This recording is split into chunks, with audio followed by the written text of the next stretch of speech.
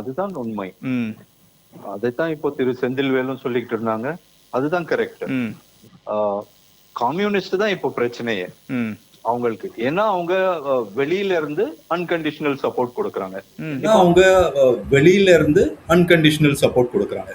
இப்போ for example ஒரு மத்திய அரசு வந்து நேஷனல் எஜுகேஷன் பாலிசி அக்செப்ட் பண்ணா தான் நான் உங்களுக்கு ஃபண்ட்ஸ் தருவேன்னு சொல்றாங்க.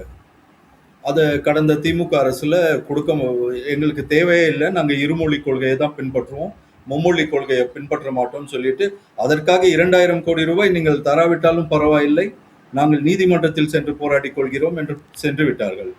இப்போ நாளைக்கே வந்து இந்த தாவேக அரசு அதை ஒத்துக்குதுன்னு வச்சுப்போம் ஒரு பேச்சுக்கு, கம்யூனிஸ்டுகள் அதை எதிர்க்கிறார்கள் என்று வைத்துக் கொள்வோம், அது செய்யக்கூடாதுன்னா அப்போ ஒரு கான்ஃபிளிக்ட் உண்டாகும். இந்த மாதிரி இஷ்யூ பேஸ்ட்ல கான்ஃபிளிக்ட்ஸ் உண்டாகும் போது கம்யூனிஸ்ட் என்னைக்கா இருந்தாலும் நாங்க கொடுத்த ஆதரவை வாபஸ் வாங்கிப்போம்னு சொல்லுவாங்க.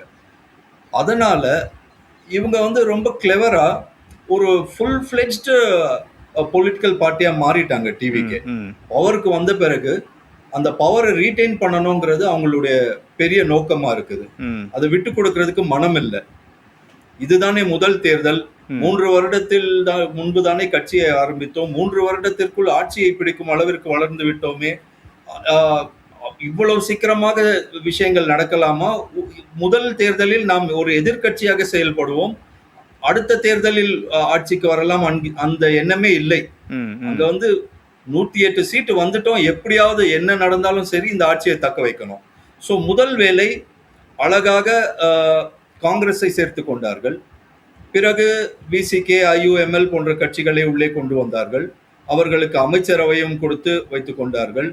கம்யூனிஸ்ட்களிடமிருந்து வெளியிலிருந்து ஆதரவு பெற்று கான்ஃபிடன்ஸ் மோஷனையும் ஜெயிச்சிட்டாங்க அசம்பிளியில்.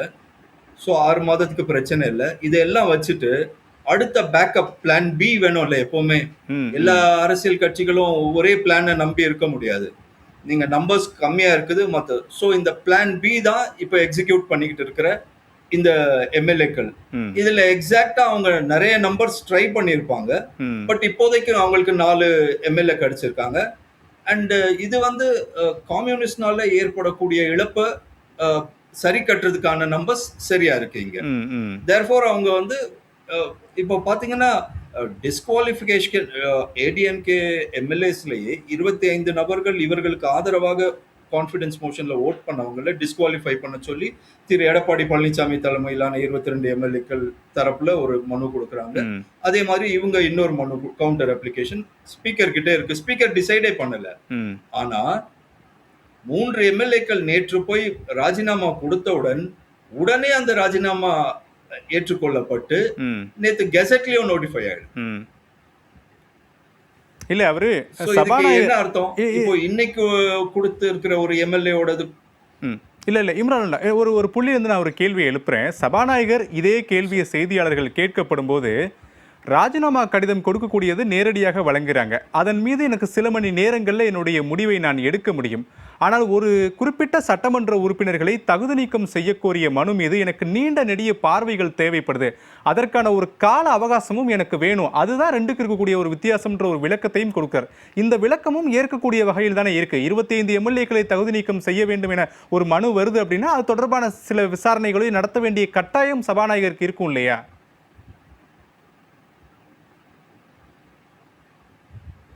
இருக்கு. டிஸ்குவாலிஃபிகேஷனை பொறுத்த வரைக்கும் அவர் உடனே முடிவு எடுக்க முடியாது. அவர் வந்து அந்த சம்பந்தப்பட்ட எம்எல்ஏக்களுக்கு நோட்டீஸ் கொடுக்கணும், அவங்க அதுக்கு விளக்கம் கொடுக்கணும், எல்லாமே ரிட்டர்ன்ல நடக்கணும், இனஃப் டைம் கொடுக்கணும், அந்த ப்ரொசீஜர்ஸ் எல்லாம் இருக்கு. ஆனா இந்நாள் வரைக்கும் அவர் நோட்டீஸே கொடுக்கல. வாட் ஹேப்பன்ட், நம்ம 2017 பிப்ரவரியில திரு ஓ பன்னீர்செல்வம் அண்ட் 11 எம்எல்ஏஸ் இதே மாதிரி அவங்களுடைய விப்ப வயலேட் பண்ணி திரு எடப்பாடி பழனிசாமி அரசாங்கத்துடைய அந்த கான்ஃபிடன்ஸ் மோஷனுக்கு அகெயின்ஸ்டா ஓட் பண்ணாங்க. அதுக்கு பிறகு அவங்க 2 பேரும் சேர்ந்துக்கிட்டாங்க. அவர் டெப்டி சீஃப் மினிஸ்டர் ஆயிட்டாரு. அப்போ திமுகவை சேர்ந்த திரு சக்கரபாணி, அவங்க கட்சி விப்பா, அவரு வந்து மனு கொடுக்கிறாரு, திரு ஓபிஎஸ் அண்ட் 11 எம்எல்ஏக்களை டிஸ்குவாலிஃபை பண்ணுங்கன்னு சொல்லிட்டு. அதுலயும் ஸ்பீக்கர் அப்போ இருந்த திரு தனபால் அவர்கள் இதே மாதிரி அந்த டிஸ்குவாலிஃபிகேஷன் பெட்டிஷன்ல நோட்டீஸ் கூட கொடுக்காம பெண்டிங்ல வைக்கிறாரு. இது பிப்ரவரி நடக்கிறதுக்கு. பட் தினகரன் டிடிவி தினகரன் அவருடைய ஆதரவா செயல்பட்ட 18 எம்எல்ஏக்கள் அவங்க வந்து கவர்னரை விப் வயலேட் பண்ணல. அசம்பிளில எந்த ஒரு ஓட்டுக்கு அகேன்ஸ்டாவும் அவங்க ஓட் பண்ணல, அவங்க பார்ட்டி விப்புக்கு அகேன்ஸ்டா. பட் கவர்னரை சந்திச்சு ஒரு மனு கொடுக்கறாங்க, திரு எடப்பாடி பழனிசாமி மீது எங்களுக்கு இருந்த நம்பிக்கை சென்று விட்டது, ஆகையால் நீங்கள் அரசியல் அமைப்பு சட்டப்படி நடவடிக்கை எடுங்கள், இவ்வளவுதான் சொல்றாங்க. அந்த ஆட்சியை கவிழுங்க அதெல்லாம் சொல்லல, அரசியல் அமைப்பு சட்டப்படி நடவடிக்கை. அந்த 18 எம்எல்ஏஸ உடனே டிஸ்குவாலிஃபை பண்ணாரு திரு தனபால். அது 2 கேஸும் ஹைகோர்ட்டுக்கு போச்சு. பட் நம்ம பார்த்தோம் என்ன நடந்ததுன்னு. 18 எம்எல்ஏக்கள் கேஸ் முதல்ல டிசைட் பண்ணாங்க. அதுல வந்து ஸ்பீக்கரோட டெசிஷன் சரிதான் சொல்லி ஹைகோர்ட் டெசிஷன் வந்துருச்சு. ஃபர்ஸ்ட் ஒரு டிவிஷன் பெஞ்ச்ல ஸ்பிளிட் வந்தது, 3rd ஜட்ஜ் கிட்ட போச்சு. அதுக்கப்புறம் 3rd ஜட்ஜ் சீஃப் ஜஸ்டிஸோட ஒத்து போயிட்டாரு. சோ அது மெஜாரிட்டி டெசிஷன். இல்ல, அந்த விவகாரத்துக்கும் இப்ப தாவேக அரசுல நடக்கக்கூடிய விவகாரத்திற்கும் சரியான தொடர்புகள் இருக்கா? ஏன்னா இப்ப அதிமுக முன்வைக்கக்கூடிய குற்றச்சாட்டு, ராஜினாமா செய்திருக்கக்கூடிய 4 பேருமே எங்களுடைய கொறடா உத்தரவை மீறி அரசுக்கு ஆதரவாக வாக்களித்தவர்கள், ராஜினாமா ஏற்றுக்கொள்ளப்பட்டாலும் கூட அவர்கள் மீதான நடவடிக்கை தொடரும், இது முந்தைய தீர்ப்புகள் உறுதி செய்திருக்கிறது அப்படின்ற ஒரு புள்ளியையும் அவங்க சுட்டி காட்டுறாங்க. அப்போ அந்த புள்ளியிலிருந்து பார்க்கும்போது சரியான கோணத்துல பயணித்திரும் இந்த முடிவுகள் அப்படின்னு தானே தெரிய வருது.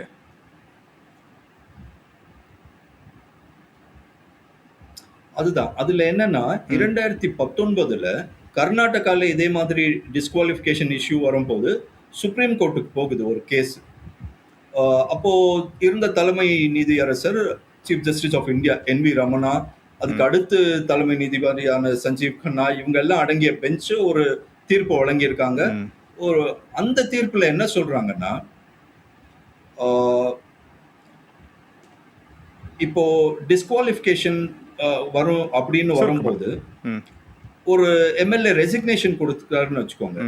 அதுல ஒரு பேராகிராஃப்ல என்ன சொல்றாங்க, ரெசிக்னேஷன் அக்செப்ட் பண்ணும்போது ஸ்பீக்கர் வந்து 2 விஷயங்களை தான் பார்க்கணும். ஒண்ணு அது வாலண்டரியா கொடுக்கப்பட்டது, 2வது அது ஜென்யூனா அப்படிங்கிறது.